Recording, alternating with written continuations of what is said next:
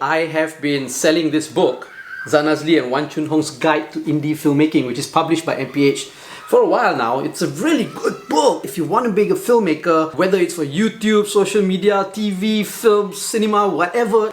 This is the book to get. I'm going to make it more accessible and more affordable to all of you because I believe that everybody needs to become a filmmaker. The more filmmakers we have in the world, I think this world will be a better place to live in. Now it's available as an electronic book download on my website. I'm going to link it here. It's really cheap, it's really affordable. It's only 5 ringgit if you want to get the ebook version. Okay, 5 ringgit. It doesn't really cost much, right? It's just a little bit of something for me. I mean, it did take a lot of work to write. Each chapter of this book talks about one part of the filmmaking process. And for each chapter as well, I interview a local filmmaker. It's only 5 ringgit. It's only 5 ringgit. You're watching and listening to the Fat Bidin Film Club. I'm assuming I'm Zan Azli. And I'm Shirley Mustawa. Well, some people say I look like Dora the Explorer now. As usual, we watch a local film and we review it. And this week we're watching a local film and we are reviewing it. And what film are we watching? Mencari Ramlee. Mencari I want to say Ramlee. Yes. Okay.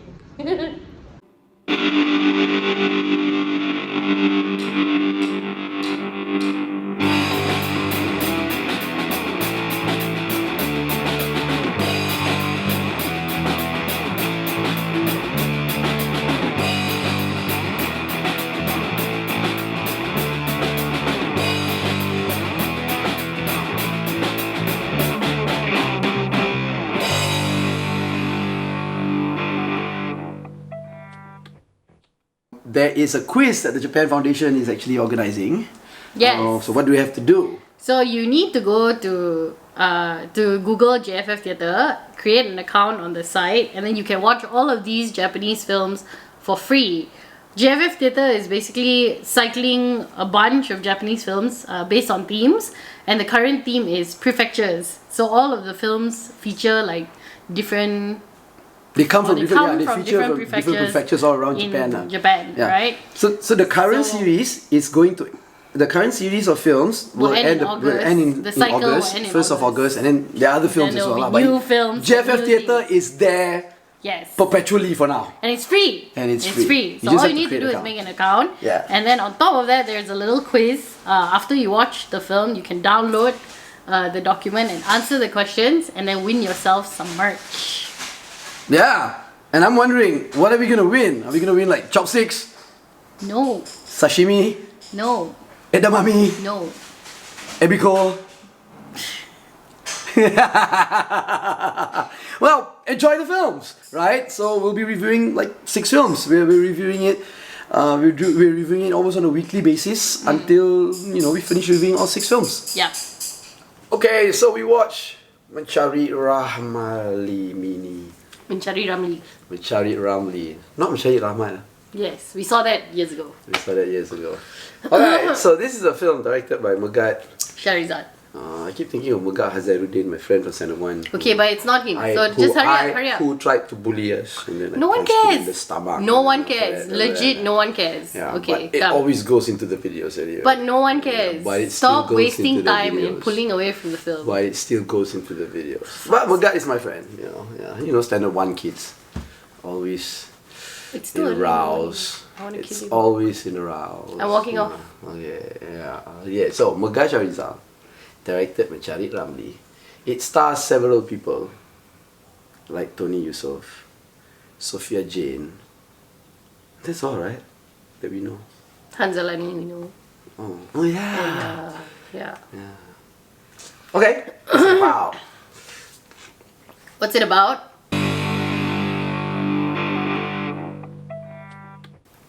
So it starts on the day of P. Ramlee's death and follows Zakaria, who is a P. Ramlee impersonator at like Fun fairs. I want to say fun fairs. Fun fairs is correct lah. I guess he's a gig worker, in the, is it the 80s? When did P. Ramlee die? When did P. Ramlee die? I don't know, film fan. When did P. Ramlee die? In the 60s. Oh, really? No, sorry. So early? No, sorry. No 70s. lah. 70s. Okay. Okay. So in the I think 70s. 77, 76, 74, like that, mid 70s, before I was born. Before you were born. Yeah. Is it 1975? It could be. It feels correct. P. Ramlee died in 1973 at 44 years old. Younger than you. Yes. Maybe he didn't play basketball every week and run Okay, 5 anyway. kilometers every day and, Okay. 10 to 15 kilometers This on review is Sundays. all about you. So Yeah, it but starts say, on the day that P. Ramlee dies, 1973. And it's basically showcasing like the time in which P. Ramlee kind of had died. In that now, right, in present day, all of us Malaysians lah, it's like P. Ramlee is one of our biggest claims, you know, he made all these great films and you're like, oh, he was like a true artist, yeah, and there's a lot that talks about how he wasn't very appreciated. So this film shows you that.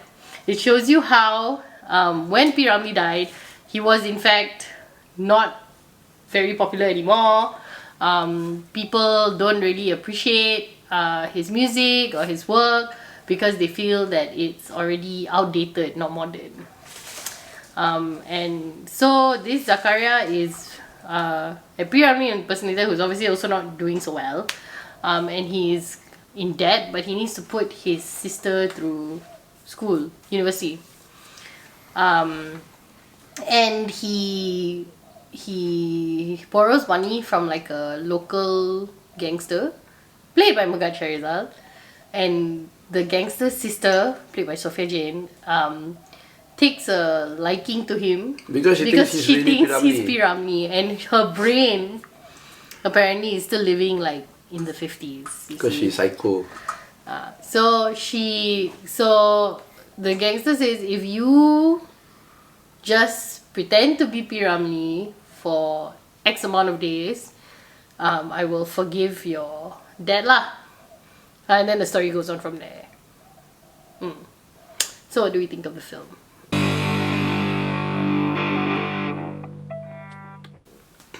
Now, if P. Ramlee were to be alive today, nobody would like him. All the woke people will not think him as a good person, and they will not want to support his films or give money to his films because he's a womanizer, serial womanizer. He has kids with many women. Madu Tiga. Yeah, he is very much a man's man. Yeah, he wouldn't survive in today's world. He'll be cancelled out quite fast. Yeah. I don't know if he was a good father either.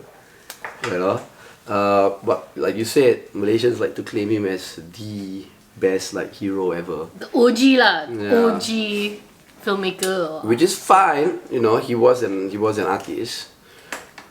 But a lot of his early films were copies of Indian films and all that. But then again, people who make films are like that. There are no such thing as original films. You just innovate and you try to do something different of things that have already been done, right? And you try to break out of the cliche of things that have been done for a long time lah, which is great. I mean, he was multi-talented. He was a musician. He was a writer. He was a director. Yeah. So I mean, yeah. So sometimes for me, people like P. Ramlee brings up the debate of, can you separate the art from the artist? Which I think a lot of people today cannot do. They don't know how to do that, or they feel it's wrong to do that. Cannot support someone. But then, a film is something that is done by a lot of people. So you are also supporting the crew, the director, the script writers, the people who had no choice but to work on those films. Yeah, but that's a little bit of current politics to make P. Ramlee relevant now lah in our discussion. But I guess the film itself, yeah, I like the film a lot. It's a very entertaining film. It gives you a sense of satisfaction and contentment after the film ends.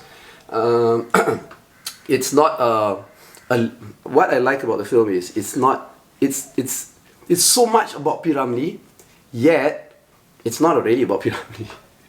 You know, it's about this guy who is a P. Ramlee impersonator, and I like the idea of telling the story of P. Ramlee through the eyes of an impersonator. And I think that is really original and innovative.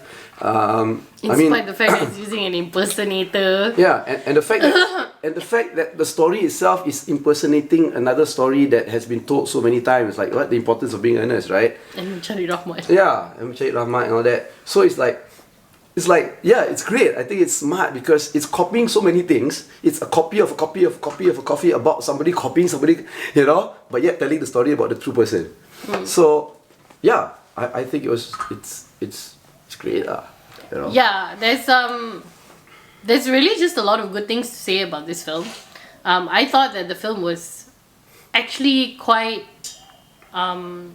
relevant to the issues of today also, despite being set in the 70s, talking about a man in the 50s. Because one of the things they bring up is this whole like how Malay culture is not popular in the 70s, right? And that's also something that has transcended to present day lah, in a way, because it's about, you know, this is outdated already, and this is not it's basically not cool anymore. You know, this is why people don't listen to his music anyway, blah blah blah, which is true. And you know, now we get influences from so many other things, and it's still shying further and further away from the culture that we have lah, most of the time. Secondly, the character of the sister is a theatre student, and she gets a directing role. Yeah. She gets to direct the theatre performance for her faculty lah. And she is in a rehearsal, and she has these two actors cameoed by Peter Kushairi and Amirul Effendi, whom, as you know, we love. And they are like doing a hang tuah hang jebat thing, and they are really like overdoing it lah, you know, and it's very singular about this whole like save the Melayus, martabatkan Melayu, loyalty, and she like gets angry, you know, she gets angry because theatre is supposed to make you feel something, it's a feeling, you know, but you all are just like saying lines, and it's terrible and all that. And I thought that is kind of true to some of the films that we see also today. Maybe not the theatre performances, can't really say much about that because we don't go to theatre performances much anymore, unfortunately. But the films that we see sometimes also gear towards that same singular kind of homogeneous idea of what it means to be Malay lah, what it means to be Malay, or what it means to uphold Malay values. And basically it can borderline or kind of racist lah. And these films usually are very overacted, overdone, over dramatic, and singular in the thread, you know. And there's no like, it loses that feeling lah. It loses feeling, it loses some narrative even in some places. And it doesn't really show the kind of range in which you can be not just Malay really, but human lah. So I thought that was kind of very meaningful. Yeah. You know the part where P. Ramlee, Zakaria, and sorry, excuse me.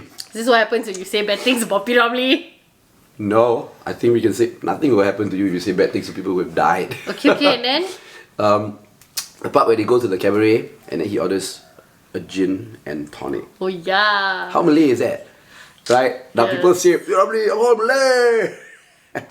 What are you gonna do now? Right? Yeah. So like, and then so I like that. You're right. That commentary is very nice together with that theatre scene, right? The theatre rehearsal scene. It's like the urban folks are going to be like, oh, you see, last time nobody can, like it's like Malays also can drink and all that. And then the conservatives now will be like, astaghfirullahalazim, you know. I'm just thinking, who the hell cares? You know, can't you just be someone who just who doesn't bother about what other people do? Yeah, and I don't think a singular person defines an entire culture. There is range to it, and it's not really there is no one perfect guidebook on how to be anything lah, basically. So there was that. And then there was also like this entire just idea of struggling while trying to make ends meet, while also trying to be creative, which really struck a chord for me, I felt. Because it was just so real. Like, how is this still a prevailing problem? We're all still struggling while trying to be creative. And then, so while he's impersonating P. Ramlee, right, she's asking him about like his next film and what he wants to do, and then she eventually like gives him money to like fund what he wants to do. And that also was, I thought, really realistic. If you got no grant or you got no funding, you can't really like make your own films anymore. Like, well, you know, and it's just this constant struggle of trying to find money lah, or find new ways to make money, you know. So basically this film was very multi-tiered lah, in that sense. Also, the treatment and the narrative of it, I mean, the style of it is so great.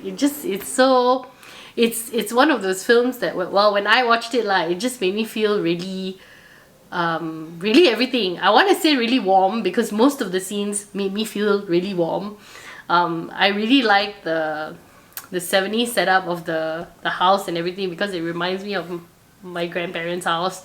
And then, you know, there's the Hap Sing biscuit tin that you're eating from straight away. And then like this whole like when he gets a bit of money, he buys satay, right, for his sister. That was really nice. And the color of it and everything just makes you feel just kind of really warm, but then it also amplifies the sadness in the scenes for me. So I felt everything on like kind of like another level lah.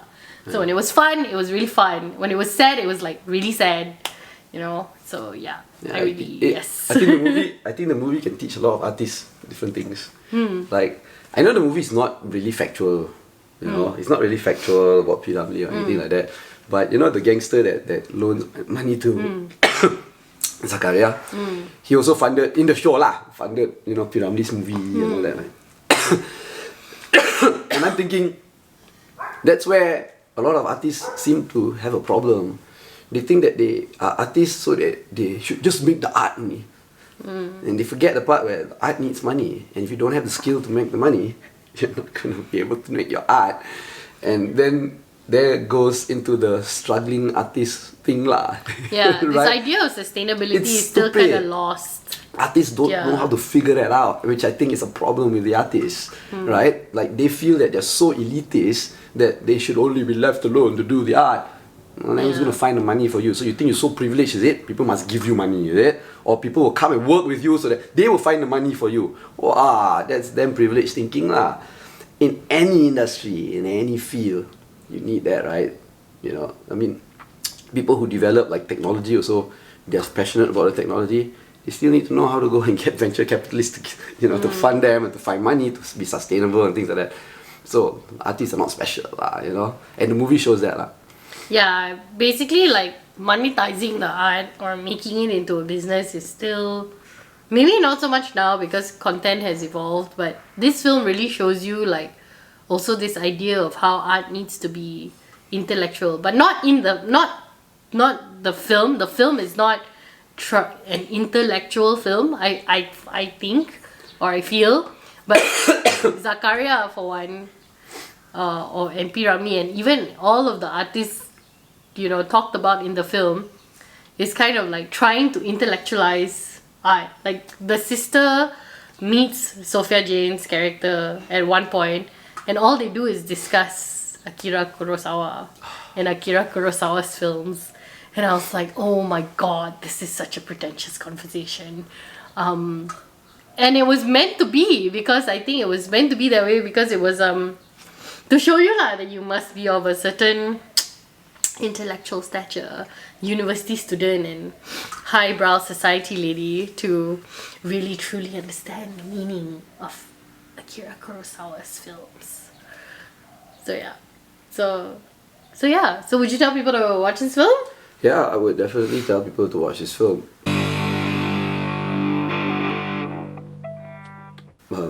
Yeah, go and watch the film. It's really nice. Yeah, it's not. I don't think this is a film that's going to break the box office. But it's an okay film for people. Yeah, I would say go watch this film. It's a very nice film to watch. Yeah, it's a good film. It's really nice to experience it on the big screen also. There's just so much color and tone and sound to it that's really good cinema experience lah. It's very cinematic. I mean, cinematic I film. hope it can break the box office, but I don't think it will. Yeah, it's already on its last legs now. But go catch it if you can. Yeah. So that's it. So, let us know what you think. Like this video, don't like this video, subscribe to our channel, follow us on all our social media platforms at Bidin, or go to fatbidin.com to get everything you've been watching and listening to the Fat Bidin Film Club. I'm assuming I'm Zan Azli. And I'm Shirley Mustaman.